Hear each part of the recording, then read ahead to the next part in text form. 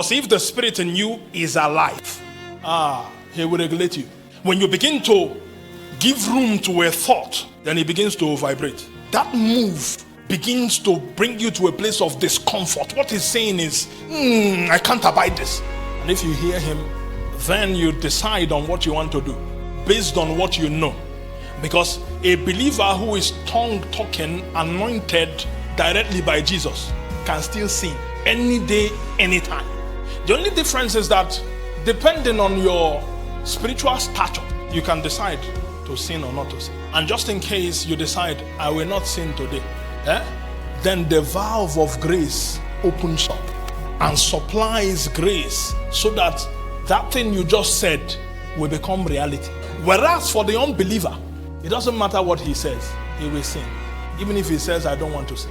But when a believer says from his heart, I will not sin, then the Spirit opens grace. Because you have chosen to side with him.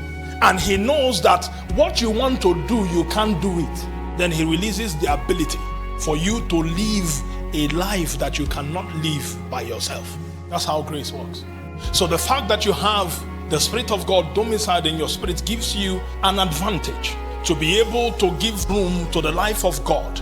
And every time the life of God wants to be made manifest, it is not manifested through the old man. It is manifested through what? The new man. A possibility is created for the new man to flourish. And I said before that these two lives cannot live side by side. They can't live all at the same time. One must be switched off for the other to be switched on. Now, the problem here is that for the old man, you don't need to do much to switch it on.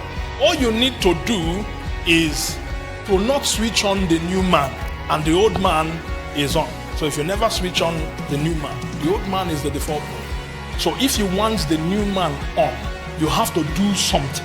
And if you want the old man to be on, what do? Nothing. So the Spirit of God cannot make you do anything. He can help you do what you want to do, just in case you chose him. He can help you.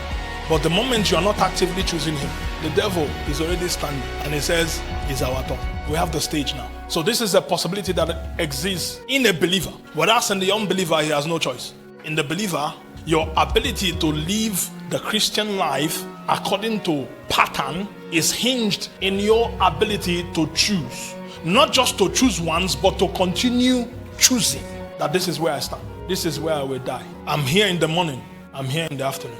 In the night, you need to also say, anytime you don't check in to say, I'm still here, the devil assumes that you are no longer there.